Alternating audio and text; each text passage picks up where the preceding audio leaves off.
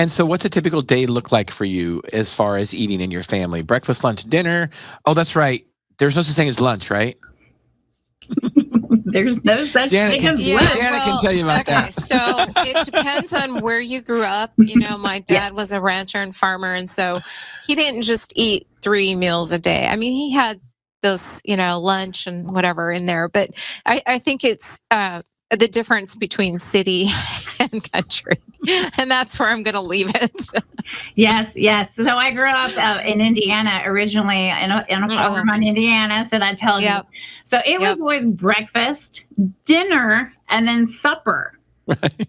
And lunch was a snack. Yes, absolutely. And it's funny. Just recently, my husband and I had been talking about, and he found a book from the 1930s, and it was a Navy's Blue Jacket book, which basically was a manual for, sailors. And it said, dinner is served promptly at noon. I'm like, I have it in paper here that dinner is at the noon meal. Right.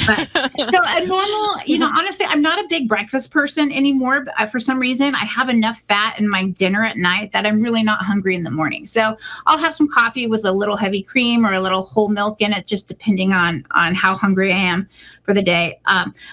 I just had my dinner, which is my lunch, and that was some roast beef with some pickle slices and a couple slices of cheese. Very simple.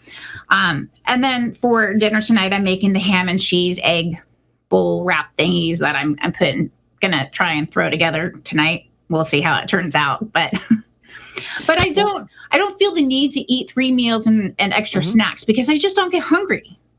Which is nice. Well, I think that's what's interesting about this conversation that we're having is that, even though, you mostly adhere to a keto diet, I think what is interesting that's coming up in this is that you still prioritize protein. Yes. And if you hear that over and over again today about prioritizing protein, especially for women.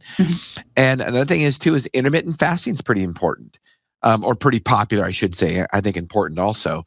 And basically that's what you're doing because you adhere to a keto diet, you're satisfied mostly. So you can go from, evening, which is supper until dinner, lunch the next day. So you're fasting for a good, probably 15, 16 hours, I'm guessing. Yeah, exactly. Well, I got off the blood sugar roller coaster, when you eat and your blood sugars go up and your insulin comes in and pushes it down. And then once you go back down, you get hungry again. And then it's just the perpetual cycle of your blood sugars up and down. And when your blood sugars are really stable, the hunger cues are true hunger cues. They're not cues that are implemented because your blood sugars have dropped. They're true hunger cues, and your body says, hey, I need some food.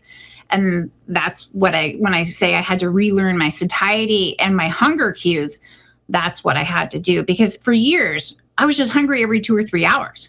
But I didn't realize it wasn't true hunger. It was my blood sugars going up and down. It was my blood sugars dropping, going, hey, I need something.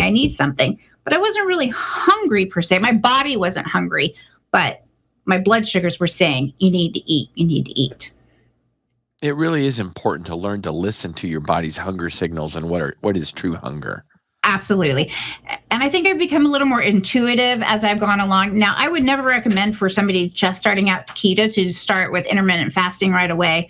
I wouldn't recommend skipping meals unless they were really, really solid in this way of eating, only because they need to relearn those cues. And it took me about 6 months in before I could start skipping meals. I did have breakfast, lunch, and dinner. The first thing I dropped were snacks because I've learned that snacks are always an emotional response. Dr. Robert Cyrus talks about how snacking is not so much about your body being hungry. It's an emotional response. I'm bored, I'm tired, I'm upset, something like that.